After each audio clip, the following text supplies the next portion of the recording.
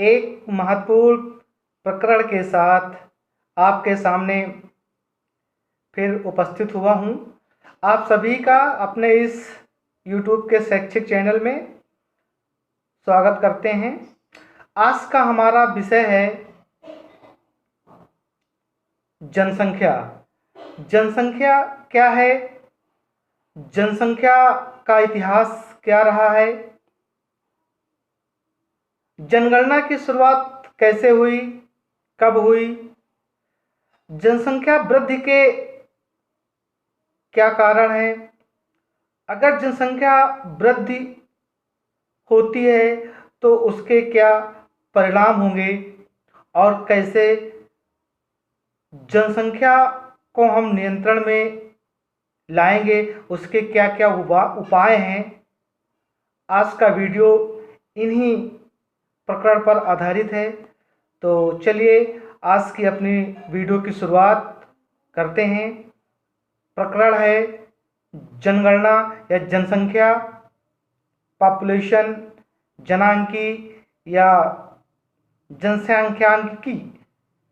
इसको कई नामों से जाना जाता है या नियर अबाउट, इन सभी शब्दों का प्रयोग इसके लिए किया जाता है। जनसंख्या को हम जीव संख्या भी कहते हैं, पॉपुलेशन शब्द भी इसके लिए इस्तेमाल करते हैं और इसको जनांकिकी और जनसंख्यांकिकी आदि के नामों से भी जाना जाता है। तो चलिए विस्तार से इसको समझने का प्रयास करते हैं। जनसंख्या जीव विज्ञान से लिया गया है या जीव विज्ञान से संबंधित है। जनसंख्या या जीव संख्या जो एक विशेष प्रजाति के लिए इसका प्रयोग किया जाता रहा है जीव विज्ञान के अंतर्गत। लेकिन समाजशास्त्र, अर्थशास्त्र, भूगोल, सामान्य आधारिक, पर्यावरण आदि विषयों में, मानव भूगोल आदि विषयों में यह मानव के लिए प्रयोग में किया जा रहा है। जनसंख्या का मतलब होता है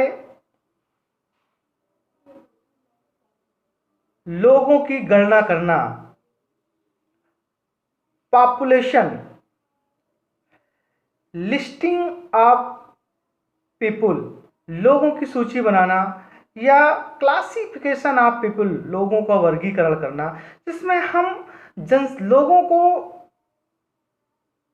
लोगों की गिनती भी करते हैं और उनका वर्गीकरण भी करते हैं कि जनसंख्या में किन किन तरह के लोग सम्मिलित हैं आदि तथ्यों का इसमें हम समावेश करते हैं। जिस विषय के अंतर्गत या जिस विज्ञान के अंतर्गत हम जनसंख्या का अध्ययन करते हैं उसे हम जनसंख्यांकिकी या डेमोग्राफी कहते हैं। डेमोग्राफी ग्रीक भाषा के दो शब्दों से मिलकर बना है, डेमोस और ग्राफो। डेमोस का मतलब होता है जनता और ग्राफो का मतलब होता है उसका विवरण लिखना या देना। इस तरह डेमोग्राफी का मतलब है जनता का विवरण या जनता का विवरण लिखना। आइए इस पे जनांकी का भी नियर अबाउट हम इस्तेमाल करते हैं। जनांकी शब्द का जो प्रयोग था सर्वप्रथम 1855 में अस्ले गुइलार्ड महोदय ने किया था। तो आइए एक बार, बहुत ही महत्वपूर्ण है, विपणन में, व्यापार में इसका खूब प्रयोग होता है। एक खुदरा व्यापारी जब वो अपने व्यापार को करता है तो अपने दुकान का संचालन करने से पहले वो ये देखता है कि हमारे आसपास कितने ग्राहक हैं और किन किन वस्तुओं को खरीदने वाले ग्राहक हैं। वो उसी तरह अपने व्यवसाय में वस्तुओं की पूर्ति करता है। अगर वो बहुत ज़्यादा वस्तुएं ला के रख ले, अगर उसकी मांग ना हो, वहाँ पर जनसंख्या ही ना हो, तो उसको उचित लाभ नहीं मिलेगा। इसलिए वो दुकानदार सबसे पहले अपने आसपास की जनसंख्या को अच्छी तरह से समझता है कि यहाँ पर रहने वाले लोगों की संख्या कितनी है, उसी के अनुसार वो अपने व्यवसाय की शुरुआत करता है। तो अमूमन जनसंख्या विपणन के क्षेत्र में या व्यापार के क्षेत्र में प्रयोग किया जाता रहा है। जनगणना का मतलब भी है लोगों की गणना करना, इंसानों की गणना करना कि कितने हैं। इसकी शुरुआत कैसे हुई, आइए उस पर चर्चा करते हैं। रोमन साम्राज्य के द्वारा, विश्व में सबसे पहले रोमन साम्राज्य के द्वारा एक कैडेस्ट्रल सर्वे किया गया था, वहां से जनसंख्या की शुरुआत मानी जाती है। उसके बाद 1500 ईस्वी में इजराइल ने पलायनवादियों की भी गणना का काम किया था। लेकिन जो आधुनिक जनगणना की शुरुआत थी वो 1749 में स्वीडन के द्वारा शुरुआत की गई थी।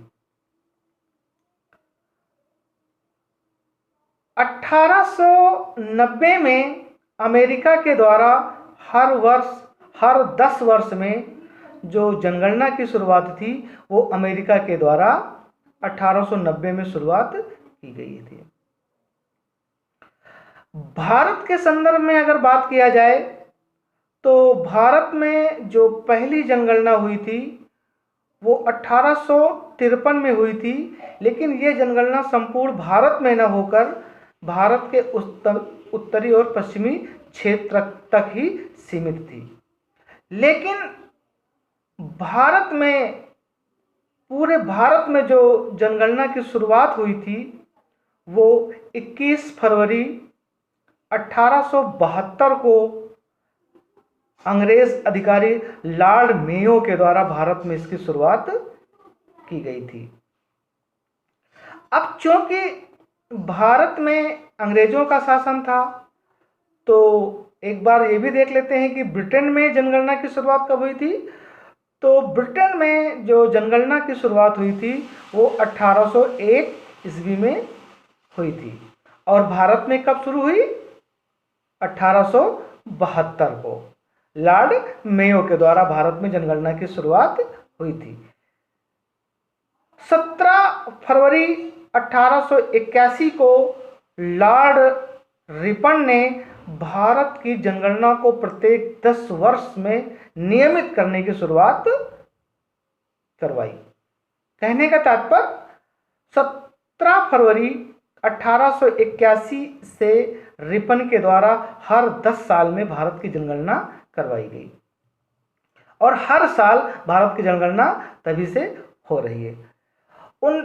1911 से 1921 के बीच देश में बहुत ज़्यादा अकाल पड़े थे और कुछ बीमारियां, संक्रमित बीमारियां भी आई थी जिसमें बहुत ज़्यादा लोगों की मौत हो गई थी।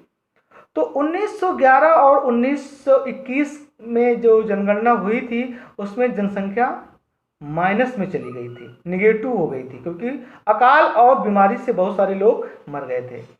हर साल 1881 से हर 10 साल में जनगणना की नियमित शुरुआत हो रही है और 1941 की जनगणना भारत में नहीं हुई थी द्वितीय विश्व युद्ध के कारण और कंटिन्यू होती आ रही है।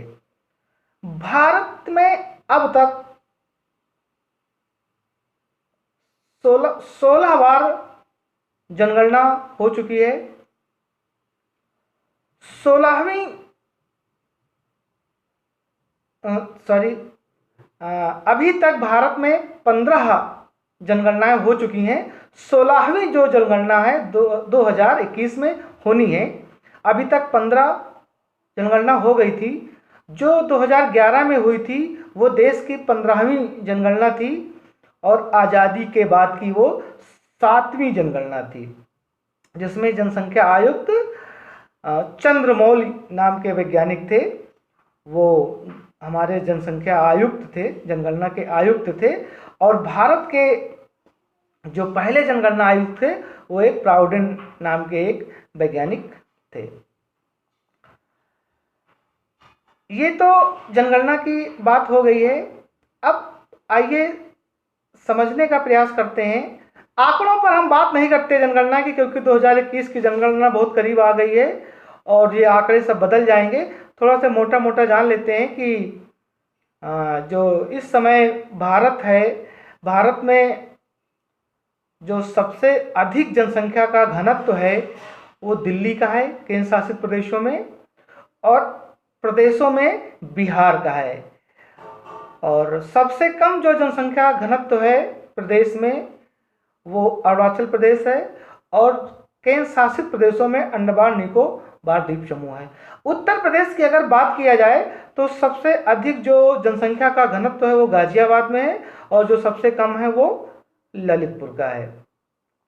और सबसे जो भारत में सबसे जो अधिक जनसंख्या है प्रदेश में, तो वो उत्तर प्रदेश भारत में सबसे अधिक जनसंख्या वाला प्रदेश है। और अगर उत्तर प्रदेश के जिलों की भी बात किया जाए तो जिले में सबसे अधिक जो जनसंख्या है वो इलाहाबाद जिले की है, और सबसे कम जनसंख्या महोबा जिले में है। तो आइए एक बार जनसंख्या वृद्धि के क्या कारण हैं उसको समझने का प्रयास करते हैं। थोड़ा सा जनसंख्या के बारे में और समझ लीजिए। जो हमारे लोग होते हैं, जो जनसंख्या होती है, वो उसमें तीन तरह या तीन भागों में उसको बांटा गया है। पहला भाग है 0 साल से लेके या 1 साल से लेके या 1 महीने से या 1 दिन से लेके 14 साल तक। ऐसी जनसंख्या को अनुत्पादक जनसंख्या कहा जाता है। दूसरी जनसंख्या है 15 साल से लेके 59 साल तक। ऐसी जनसंख्या को कार्यशील जनसंख्या कहा जाता है, जो देश की अर्थव्यवस्था में महत्वपूर्ण भूमिका निभाता है। तीसरा वर्ग है 60 साल या उससे अधिक की जनसंख्या। 60 साल या उससे अधिक के लोगों के जो लोग हैं, ऐसी जनसंख्या को बोला जाता है आश्रित जनसंख्या, क्योंकि ये भी पूरी तरह से आश्रित रहते हैं, कोई काम नहीं करते। जिसमें जो 15 से 59 साल की जनसंख्या है, जिसे कार्यशील जनसंख्या बोला जाता है, इसके दो भाग हैं। एक है 15 से 39 साल तक। जो 15 वर्ष से 39 साल के लोग हैं, ऐसे लोगों को युवा जनसंख्या कहा जाता है। और 40 साल से लेके और 62 साल के जो बीच के लोग हैं, उनको प्रौढ़ जनसंख्या कहा जाता है। और यही युवा और प्रौढ़ दोनों मिलके ही देश की अर्थव्यवस्था में महत्वपूर्ण भूमिका निभाते हैं। आइए अब जनसंख्या वृद्धि के कारण को समझने का प्रयास करते हैं। कौन कौन सा ऐसा कारण है जो हमारे देश की जनसंख्या वृद्धि में सहायक है? तो उसमें बहुत सारे कारण हैं, उसको बारी बारी से समझने का प्रयास करते हैं। पहला है उच्च जन्म दर, दूसरा है निम्न मृत्यु दर, तीसरा है जलवायु और भौगोलिक स्थिति, चौथा है अशिक्षा एवं बेरोजगारी, अगला है अंधविश्वास, और उसके बाद फिर आप्रवास। ये ऐसे कुछ महत्वपूर्ण बिंदु हैं जो हमारे देश की जनसंख्या वृद्धि में महत्वपूर्ण भूमिका निभाते हैं। तो पहले उच्च जन्म दर। भारत में उच्च जन्म दर मतलब अधिक बच्चों के पैदा होने के कारण देश की जनसंख्या वृद्धि में महत्वपूर्ण भूमिका निभाते हैं। दूसरा है निम्न मृत्यु दर। जितनी तेजी से लोग पैदा होते हैं, उतनी तेजी से लोग मरते नहीं हैं, जिसके कारण जनसंख्या वृद्धि में महत्वपूर्ण भूमिका निभाते हैं।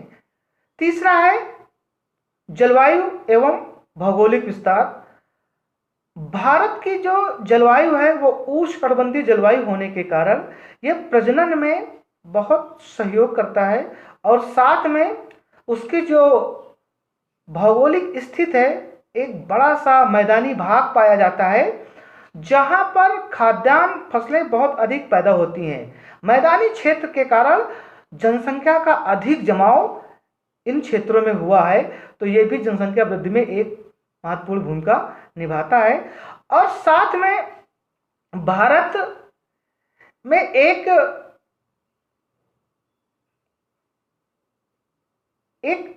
मजबूत लोकतंत्र है। दूसरा, विकास जो उद्योगों का डेवलप हुआ वो भी अच्छी तरह से हुआ। और तीसरा, हरित क्रांति। हरित क्रांति के कारण भी अधिक खाद्यान्न को जब पैदा किया गया तो उसके आधार पर जनसंख्या में भी वृद्धि हो गई। तीसरा है अशिक्षा और बेरोजगारी। भारत में अभी शिक्षा का अभाव है। इस समय देश में जो शिक्षा का प्रतिशत है वो 74.7% ही लोग साक्षर हैं। साक्षर का मतलब है जो लिखना पढ़ना और समझना जानते हैं, लेकिन उसमें भी गुणवत्तापूर्ण शिक्षा का अभी अभाव है। और अधिक पढ़े लिखे न होने के कारण अभी 1/4 जनसंख्या हमारी अनपढ़ है। करीब 32-33 करोड़ की जो आबादी है वो पूरी तरह से निरक्षर है, वो पढ़ी लिखी है ही नहीं है।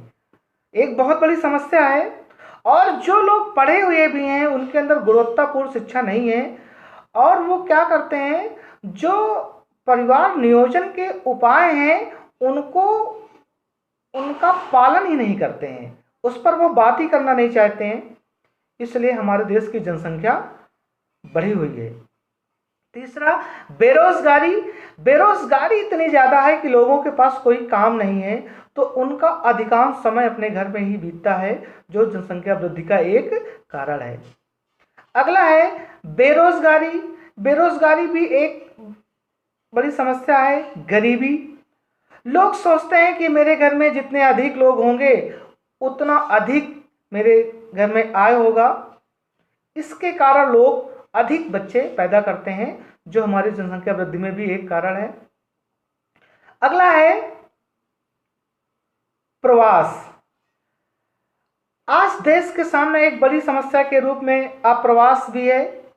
जैसे नेपाल और बांग्लादेश के क्षेत्रों में या असम के क्षेत्रों में दूसरे देशों के लोग आके, रोहिंग्या जैसे लोग आके बस जाते हैं और देश पर एक बोझ बन जाते हैं। ये भी जनसंख्या वृद्धि का एक कारण है। अगला कारण है पुत्र मोह। ज्यादातर परिवार के लोगों में आज भी ये भ्रांति है कि एक पुत्र होना अति आवश्यक है। वो लड़की की अपेक्षा लड़कों को ज़्यादा अच्छा मानते हैं, जिसकी चाह में हमारी जनसंख्या बढ़ जाती है। तीसरा है हमारी महिलाओं का जो निर्णय शक्ति में अधिक भागीदारी न होना, जिसके कारण से भी हमारी जनसंख्या बढ़ती है। तो महिलाओं में शिक्षा का कुछ अभाव है, जिसे हमें सुधारने का प्रयास करना चाहिए। ऐसे ये बहुत सारे कारण हैं जो हमारे देश की जनसंख्या के वृद्धि में महत्वपूर्ण भूमिका निभाते हैं। अगर जनसंख्या बढ़ गई, नियंत्रण में न थी हुई, जनसंख्या इसी तरह बढ़ती रही, जैसे अभी भारत की जो जनसंख्या है 1 अरब 30 करोड़ के आसपास हो गई है, मतलब 130 करोड़ के आसपास हो गई है, जो संपूर्ण विश्व की जनसंख्या का करीब 17.5% है। विश्व में जो सबसे अधिक जनसंख्या है वो चीन की है। चीन की जनसंख्या करीब 140 करोड़ के आसपास है, जो विश्व की जनसंख्या का करीब 18.5% है। लेकिन चाइना का क्षेत्रफल भी मुझसे 3 गुना ज़्यादा बड़ा है। लेकिन भारत में ये जो जनसंख्या जितनी तेजी से बढ़ रही है, आने वाले समय में ऐसा कयास लगाया जा रहा है कि 2030 तक हम चीन को पीछे करके विश्व में सबसे अधिक जनसंख्या वाला देश भारत बन जाएगा, जो एक बड़ी समस्या है। क्या इसके परिणाम होंगे, उसका क्या प्रभाव पड़ेगा, उसको जानने का प्रयास करते हैं। पहली बात तो देश में अगर जनसंख्या बड़ी तेजी से बढ़ेगी तो देश में संसाधनों का अभाव हो जाएगा, जो हमारे संसाधन हैं उनका अभाव हो जाएगा। जैसे अस्पतालों की संख्या कम हो जाएगी, जब भीड़ बढ़ेगी तो ट्रेनों में जगह नहीं मिलेगी, बस में जगह नहीं मिलेगी, अस्पताल में जगह नहीं मिलेगी, बाजार में भीड़ भाड़ होंगे, मंदिर में भीड़ भाड़ होगा, हर एक सामाजिक समारोह में बहुत सारे लोग होंगे।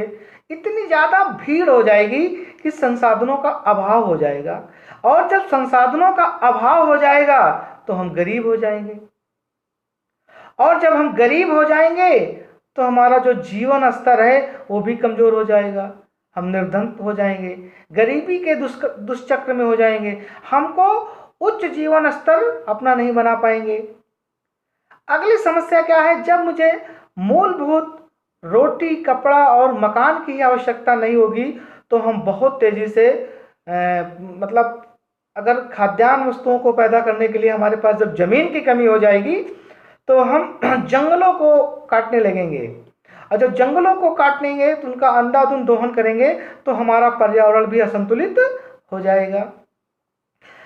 फिर अगला कारण है, जब ये रोटी, कपड़ा और मकान, जब मुझे मूलभूत आवश्यकताएं की पूर्ति नहीं होगी तो जाहिर सी बात है कि हम शिक्षा में पिछड़ जाएंगे, विज्ञान और टेक्नोलॉजी के क्षेत्र में हम बहुत पीछे हो जाएंगे, जिसका परिणाम ये होगा कि जो देश का विकास है वो अवरुद्ध हो जाएगा।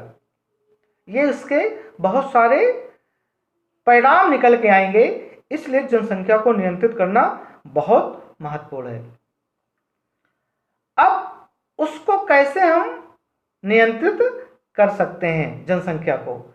जनसंख्या को नियंत्रित करने के लिए सबसे पहले तो यही है कि जो विवाह की उम्र है उसको थोड़ा सा देर में करना चाहिए, बाल विवाह को पूरी तरह से वर्जित कर देना चाहिए, विवाह का समय और बढ़ा देना चाहिए। तीसरा, लोगों को अधिक जनसंख्या वृद्धि के प्रति जागरूक करना चाहिए, उसका अधिक से अधिक परिवार नियोजन के उपायों को बताना चाहिए, लोगों को उसके प्रति जागरूकता फैलानी चाहिए, उसके अंदर लोगों को समझ विकसित करनी चाहिए। छोटे छोटे परिवारों को, जो छोटे परिवार हैं जिसमें एक बच्चे या दो बच्चे के परिवार हैं, उनको प्रोत्साहित करना चाहिए, लोगों को समझाना चाहिए। सरकार की भी कुछ जो खराब नीतियां हैं, जैसे बच्चे के पैदा होने पर 6,000 रुपये दिए जाते हैं 2 बच्चे में तक, तो इसको भी सरकार को सोचना चाहिए, ये भी कहीं जनसंख्या वृद्धि में महत्वपूर्ण भूमिका निभाता है। तो ऐसे चीज़ों को भी सुधार की जरूरत है, सरकारी नीतियों में कुछ परिवर्तन की जरूरत है। अगला है, जो लैंगिक असमानता है बेटी और बेटे का, उसको दूर करने का प्रयास करना चाहिए। बेटी और बेटे दोनों एक समान हैं। अगला है सामाजिक सुरक्षा। जो लोग ऐसा सोचते हैं कि अगर मेरे पास ज़्यादा बेटे होंगे तो बुढ़ापे में हमारी सेवा करेंगे, तो लोगों को सामाजिक सुरक्षा देने का प्रयास करना चाहिए, हमारी सरकार को सामाजिक सुरक्षा देने का प्रयास करना चाहिए। ऐसे और भी बहुत सारे कारण हैं जिनको हम अपना के अपने देश की जनसंख्या को हम नियंत्रित कर सकते हैं। एक और भी कारण है कि लोग ये सोचते हैं कि बच्चे, जो शिशु में मृत्यु दर है पहले बहुत ज़्यादा हुआ करती थी लेकिन अब ज़्यादा नहीं है, तो इसमें भी लोगों को एक विश्वास दिलाना चाहिए, जो शिशु मृत्यु दर है उसको कम करना चाहिए। हालांकि आज इतनी ज़्यादा हमारे पास स्वास्थ्य सुविधाएं हैं कि स्वास्थ्य सुविधाएं और शिक्षा दो ऐसी चीज़ें हैं जनसंख्या वृद्धि में भी महत्वपूर्ण भूमिका निभाती हैं और उसको नियंत्रण करने में भी महत्वपूर्ण भूमिका निभाती हैं। जैसे शिक्षा है, अगर लोग शिक्षित नहीं हैं तो जनसंख्या बढ़ाते हैं, क्योंकि जो परिवार नियोजन के उपाय को अपनाते ही नहीं है, और अगर शिक्षित हो गए तो उनकी दैनिक दिनचर्या इतनी अच्छी हो जाती है जिससे उनकी जीवन प्रत्याशा में वृद्धि हो जाती है।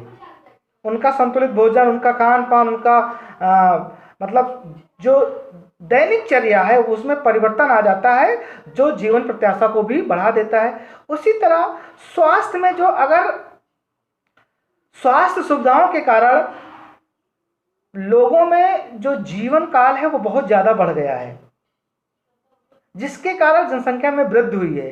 नहीं, पहले हैजा आ गया, डायरिया हो गया, कोई और संक्रमण रोग आ गया, चेचक हो गया, टीबी हो गया, तो उसमें गांव के लोग खत्म हो जाते थे। लेकिन आज ये सब चीज़ें कुछ कर नहीं पाती हैं। लोगों के पास जब लोगों को कोई समस्या होती है, कोई बीमारी होती है, तो अच्छे से अच्छे डॉक्टर से अपना इलाज करवाते हैं और अपने आप को बचा लेते हैं। तो उसी तरह जो शिशु मृत्यु दर है उसको स्वास्थ्य के माध्यम से कम करना चाहिए, ताकि लोगों में एक विश्वास पैदा हो कि एक ही बच्चे या 2 बच्चे हमारे जीवित रहेंगे। ऐसा विश्वास होना चाहिए जिससे हम जनसंख्या वृद्धि में नियंत्रण कर सकते हैं। ऐसे बहुत सारे उपाय को हम अपना के अपनी जनसंख्या को हम नियंत्रण कर सकते हैं। प्रश्न पूछा जाता है कि जनसंख्या वृद्धि के क्या कारण हैं, उसका क्या जनसंख्या वृद्धि का क्या प्रभाव पड़ेगा, और उस जनसंख्या वृद्धि को हम कैसे नियंत्रित कर सकते हैं, लिखो। ऐसे सवाल उसमें या प्रश्न पूछे जाते हैं। कभी कभी प्रश्न पूछा जाता है कि जनसंख्या विस्फोट क्या है और जनसंख्या विस्फोट के कारण क्या हैं। तो निश्चित ही इसमें से सवाल आते हैं, प्रश्न आते हैं, तो इसको आपको समझने का प्रयास भी करना चाहिए। बेहतर के लिए अपनी किताबों में भी इसको ढूंढें। तो आइए जनसंख्या विस्फोट के बारे में भी थोड़ा सा समझ लें। जनसंख्या विस्फोट का मतलब है कि जन्म दर और जो जीवन प्रत्याशा है वह मृत्यु दर और शिशु मृत्यु दर की अपेक्षा बढ़ जाता है। कहने का मतलब जन्म दर बढ़ जाता है, जीवन प्रत्याशा बढ़ जाता है, लेकिन जो मृत्यु दर है और जो शिशु मृत्यु दर है वो कम हो जाती है। साथ में जो उत्पादन है वह कम हो जाता है और जनसंख्या अधिक हो जाती है। कहने का तात्पर्य, अगर जितने हमारी संसाधन हैं और संसाधनों के अनुरूप ही अगर हमारे देश की जनसंख्या है तो इसका मतलब हमारी जनसंख्या अनुकूल है। लेकिन जनसंख्या अधिक हो जाए और खाने की वस्तुएं कम हो जाएं, हमारे प्रयोग की वस्तुएं कम हो जाएं, हमारी दैनिक जरूरतों को पूरा करने वाली वस्तुओं का अभाव हो जाए, तो वहां पर जनसंख्या विस्फोट हो जाता है। इसे ही जनसंख्या विस्फोट कहते हैं। जैसे एक घर में 5 लोगों को रहने के स्थान है, या एक चारपाई है जिस पर 4 लोग बैठेंगे, तो चारपाई में कोई परिवर्तन नहीं आएगा, उसका भार वो सह सकती है। लेकिन अगर उस चारपाई पे 4 के बदले अगर 8 लोग बैठ गए तो वो चारपाई टूट जाएगी। यही जनसंख्या विस्फोट है। कहने का तात्पर्य, जितने हमारे पास संसाधन हों, अगर उसी के अनुरूप हमारी जनसंख्या है तो जनसंख्या हमारी अनुकूल है। अगर हमारे संसाधनों से ज़्यादा हमारी जनसंख्या हो गई तो वही जनसंख्या विस्फोट है। इस पर यही आप लिखेंगे। और इस जनसंख्या विस्फोट के भी वही कारण हैं जो जनसंख्या वृद्धि के कारण हैं। उसको अच्छी तरह से अपने बुकों में और भी आप देख सकते हैं।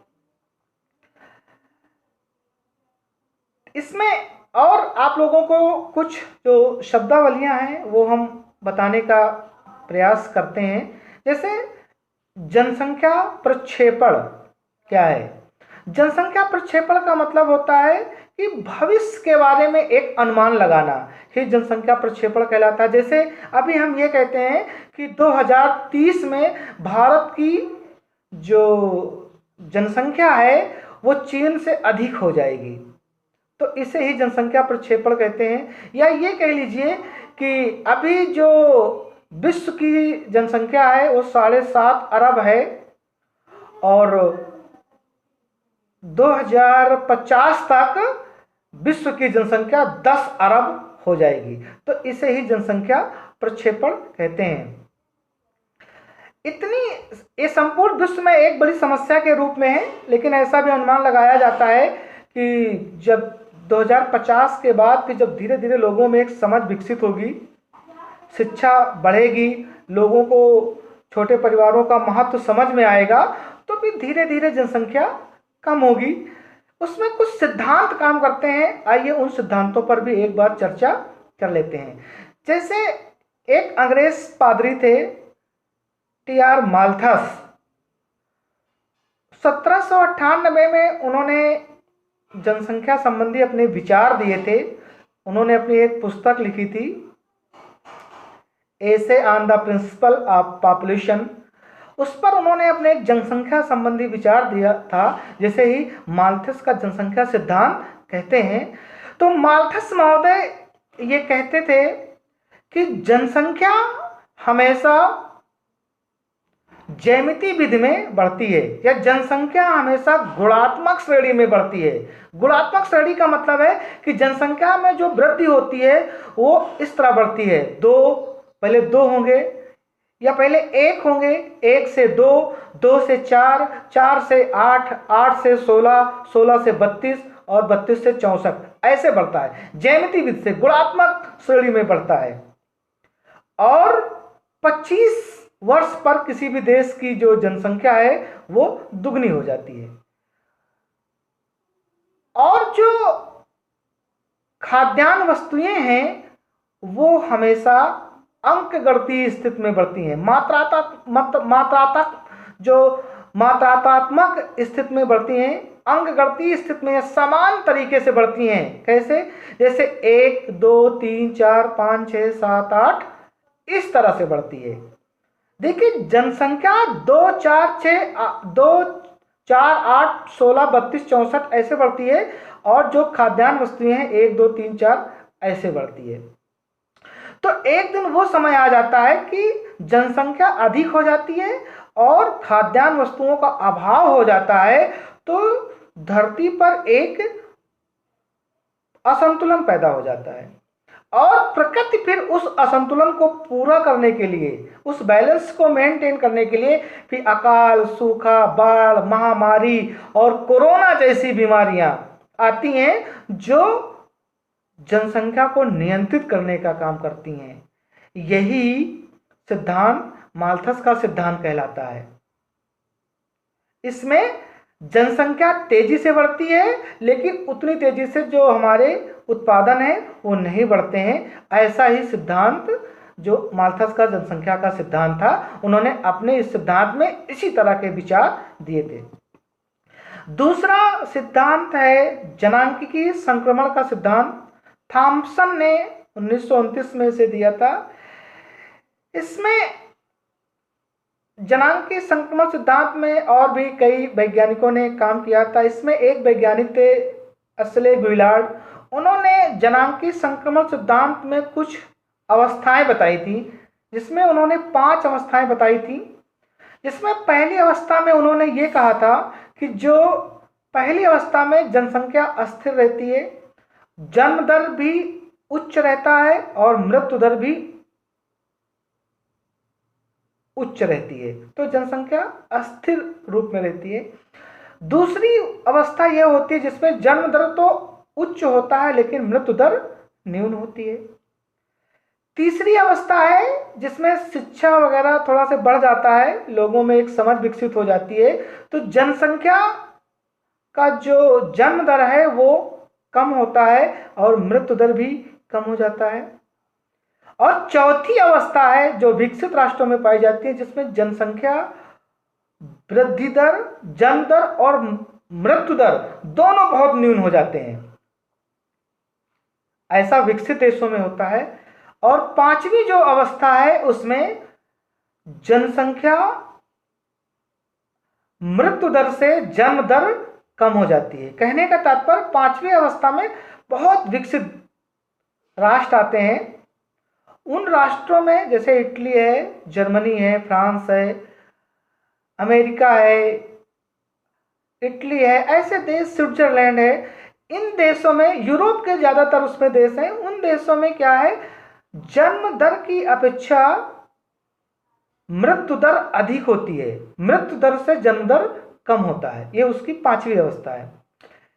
वहाँ के लोग समझ जाते हैं, शादी विवाह के भी चक्कर में नहीं पड़ते हैं, और फिर वहाँ वो एक अलग तरह का देश बन जाता है, वहाँ एक विकसित अर्थव्यवस्था बन जाती है। तो इसको भी आप लोग ध्यान में रखिएगा। और कुछ शब्दावलियां हैं जिसका हम प्रयोग करते हैं जनसंख्या में। 11 जुलाई 1987 को विश्व की जनसंख्या 5 अरब हो गई थी।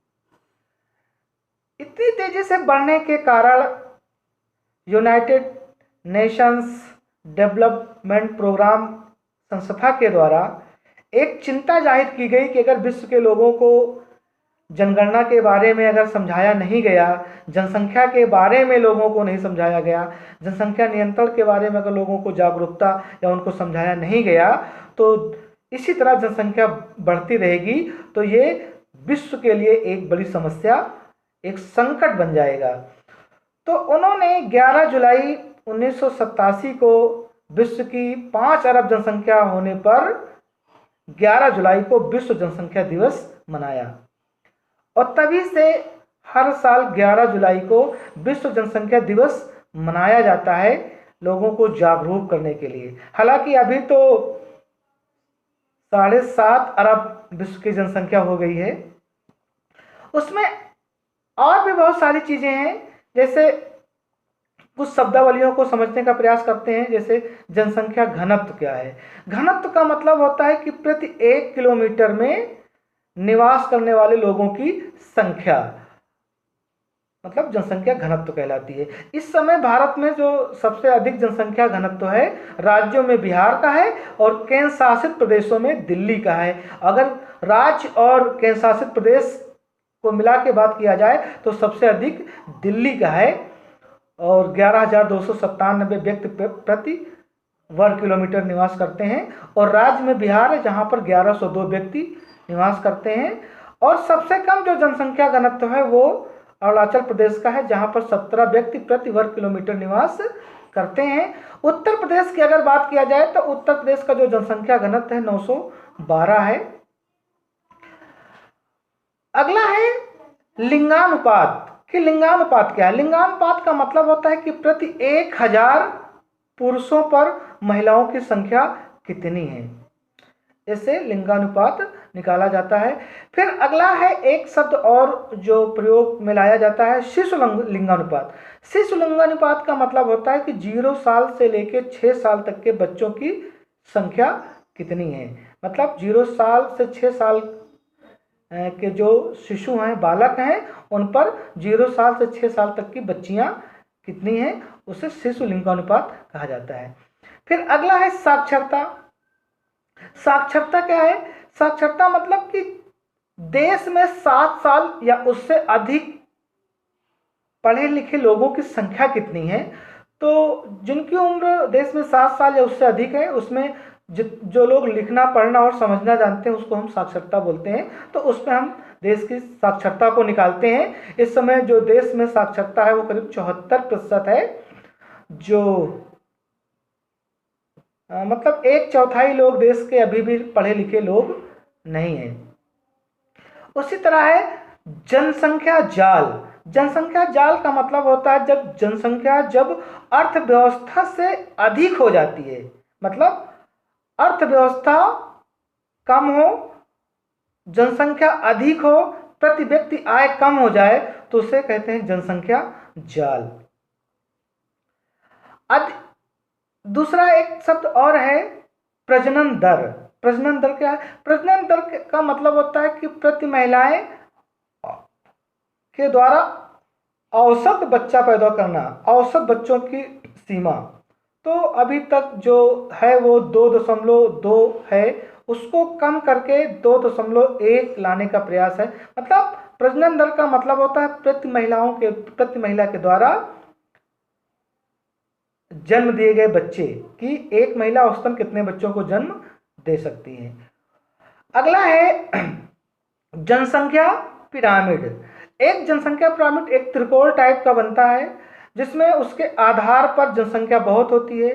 मतलब मान लीजिए कि जो निचला स्तर है, जो आधार है, मान लीजिए वहाँ पर 1000 जनसंख्या है, और जैसे जैसे मान लीजिए कि जो 10 साल के लोग हैं उनमें 1000 की संख्या है, तो जो 15 साल के लोग हो जाएंगे उसमें हो सकता है 1000 से कुछ कम हो जाए, 800 हो जाए। फिर अगर जो 30 साल के हैं तो उनमें उसकी संख्या हो सकता है और कम हो जाए। और जो सबसे ऊपर जाएंगे, जो उच्च उम्र होगा, अधिक उम्र के लोग होंगे, हो सकता है टॉप पर जो बूढ़े बुजुर्ग हों उनकी संख्या 100 हो या उससे भी कम हो। तो इस तरह एक जनसंख्या पिरामिड भी बनता है। ऐसी भी शब्दावलियों का भी प्रयोग किया जाता है। विश्व के संदर्भ में 1976 में भी एक नीति आई थी, जनसंख्या नीति बनाई गई थी, जिसमें हम दो या हमारे दो का नारा दिया गया था कि किसी तरह 1975 में जब इमरजेंसी आई तो कुछ अमानवीय तरीके से भी जनसंख्या को नियंत्रित करने का प्रयास किया गया था, लेकिन उससे जनसंख्या हमारी नियंत्रित बहुत ज़्यादा नहीं हो पाई थी। उससे तमाम तरह की अराजकताएं और सामाजिक बुराइयां भी पैदा हुई थी। आज विश्व में जो सबसे अधिक जनसंख्या वाले जो देश हैं उसमें चाइना सबसे अधिक है।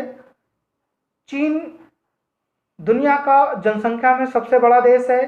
चीन के बाद दूसरे नंबर पे भारत है, तीसरे नंबर पर अमेरिका है, चौथे नंबर पर इंडोनेशिया है, पांचवें नंबर पर ब्राज़ील है, छठवें नंबर पर पाकिस्तान है, सातवें नंबर पर बांग्लादेश है, आठवें नंबर पर नाइजीरिया है, नवें नंबर पर रूस है और 10वें नंबर पर जापान है।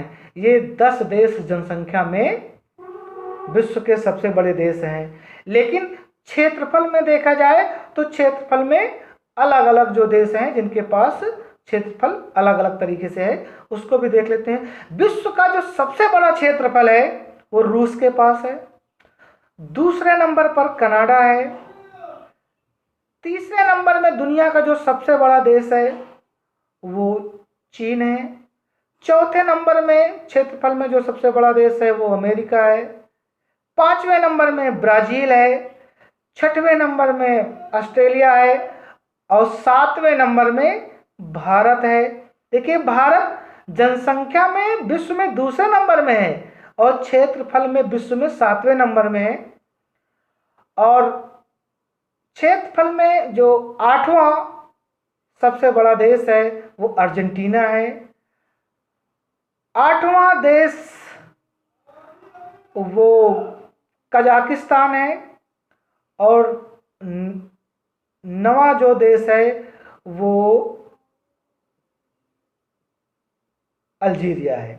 ऐसे करके जो देश में विश्व में जो देश हैं जो क्षेत्रफल में सबसे बड़े हैं और जनसंख्या में भी बड़े हैं, उसको बेहतर है कि आप लोग और भी गूगल करके गूगल में या कहीं से भी अपने बुक्स में देख के और अधिक अपने ज्ञान को बढ़ाने का प्रयास करें। उत्तर प्रदेश के बारे में भी थोड़ा से बात कर लें। उत्तर प्रदेश की अगर हम बात करते हैं तो उत्तर प्रदेश में जो क्षेत्रफल में जो सबसे बड़ा जिला माना जाता है वो लखीमपुर खीरी माना जाता है और दूसरे नंबर पर सोनभद्र है। लेकिन अगर जनसंख्या की हम बात करते हैं तो जनसंख्या में जो सबसे बड़ा जिला है वो इलाहाबाद माना जाता है। अगर नगरीय जनसंख्या में अगर सबसे बड़ा जिला माना जाता है तो वो लखनऊ माना जाता है। और अगर जनसंख्या घनत्व की बात है तो जनसंख्या घनत्व में उत्तर प्रदेश का जो सबसे बड़ा जिला है जहां पे लोग सबसे अधिक घने बसे हैं तो वो गाजियाबाद है। और जो सबसे कम जनसंख्या घनत्व वाला जिला है वो ललितपुर है। तो ये उत्तर प्रदेश की बात है। और उत्तर प्रदेश का जो जनसंख्या घनत्व है 912 व्यक्ति जो है प्रति वर्ग किलोमीटर है। ये मोटे मोटे आंकड़े हैं। अब इस पर जब भी आप लिखने का प्रयास करें तो अपने प्रश्न के हिसाब से आप लिखने का प्रयास करेंगे। जैसे प्रश्न पूछा कि जनसंख्या विस्फोट क्या है और उसका हमारे पर्यावरण पर क्या प्रभाव पड़ेगा और कैसे उससे हम बच सकते हैं, तो उसमें आपको लिखना है कि जनसंख्या विस्फोट क्या है। पहले लिखिए कि जनसंख्या विस्फोट है क्या। मतलब जब संसाधन कम हो जाए और जनसंख्या अधिक हो जाए तो जनसंख्या विस्फोट है ना। अब उसका प्रभाव क्या पड़ेगा कि लोगों को संसाधनों का अभाव हो जाएगा, अपने दैनिक जीवन की वस्तुओं को पूरा नहीं कर पाएंगे, देश का विकास अवरुद्ध हो जाएगा। कैसे उससे हम बच सकते हैं, तो उसमें आपको यही लिखना है कि हम अपने जनसंख्या को नियंत्रित करें और उसके लिए हम जो प्रयास कर सकते हैं वो करें कि लोगों को शिक्षित करें। जो अंधविश्वास लोगों के अंदर फैला है कि बच्चे भगवान की देन है, तो उनको ये समझाने का प्रयास करना चाहिए कि बच्चे भगवान की देन नहीं है, उस पर अपनी सोच को बदलने की जरूरत है। लोगों को शिक्षित करें। अप्रवास को भी रोका जाए, जो बाहर के देशों के लोग हमारे देश में आके रहते हैं तो उनको भी रोका जाए और 2 बच्चों की पॉलिसी लाई जाए कि बच्चे 1 या 2 ही हों, उससे अधिक न हो। तो इस तरह के कार्यों को करके हम जनसंख्या विस्फोट से बच सकते हैं। उसी तरह अगला क्वेश्चन ऐसे भी पूछा जा सकता है कि जनसंख्या वृद्धि के क्या कारण हैं और उससे हम कैसे बच सकते हैं। तो सबसे पहले आपको लिखना है कि जनसंख्या वृद्धि के कारण क्या हैं। तो उसमें लिख दिए उच्च जन्म दर, निम्न मृत्यु दर, जलवायु, भारत की जलवायु, भारत की भौगोलिक स्थिति, भारत में स्वास्थ्य की सुविधाएं, भारत में अशिक्षा एवं बेरोजगारी, भारत में अंधविश्वास और आप्रवास, ऐसे बहुत सारे कारण हैं जो जनसंख्या वृद्धि में महत्वपूर्ण भूमिका निभाते हैं। और नियंत्रण करने के लिए हमको अपने लोगों को जनमानस में एक ये समझ विकसित करनी चाहिए कि अधिक जनसंख्या हमारे लिए मुसीबत है। अगर मेरा छोटा परिवार होगा तो अच्छा परिवार, सुखी परिवार होगा। उन बच्चों को अच्छे से हम पढ़ा सकते हैं, उनको अच्छे से हम कपड़े पहना सकते हैं, उनको हम संतुलित भोजन करवा सकते हैं। और जब लोगों के अंदर ये समझ विकसित हो जाएगी तो ऑटोमेटिक ही हमारी जनसंख्या नियंत्रित हो जाएगी। और जो जनसंख्या नियंत्रण के उपाय हैं, जो परिवार नियोजन के उपाय हैं, उनको अच्छी तरह से प्रचार और प्रसार करना चाहिए। जो लोगों के अंदर एक झिझक है उसको दूर करना चाहिए। और ये आम जनमानस पर भी ये बात लागू होती है कि अपने आसपास के लोगों को इस पर समझाने का प्रयास करना चाहिए। लेकिन ये आप तभी कर सकते हैं कि जब खुद एक आप मिसाल बनेंगे, तभी आप दूसरे को समझा सकते हैं। ऐसा नहीं कि आपके खुद के 5 बच्चे हैं और आप दूसरे से कहते हो कि आप 2 बच्चे पैदा करें। तो खुद आप समझिए और लोगों को समझाइए। निश्चित ही जब लोग समझेंगे, उनके अंदर एक कॉन्सेप्ट डेवलप होगा, तो निश्चित ही हमारी जनसंख्या नियंत्रित होगी और जो हमारे पर्यावरण पर इसका एक दबाव है उसको हम कम कर पाएंगे और मानव और इस पर्यावरण की हम रक्षा कर पाएंगे। आज के वीडियो में बस इतना ही। अपने बेहतर के लिए अपने बुकों में जनसंख्या से संबंधित पाठ को पढ़ने का प्रयास करें, गूगल पर सर्च करने का प्रयास करें, अधिक जानकारी लें किसी और वीडियो के द्वारा, किसी और टीचर के द्वारा, अपने साथियों के द्वारा इस पर खूब चर्चा करें। निश्चित ही आपको सफलता मिलेगी। जय हिंद।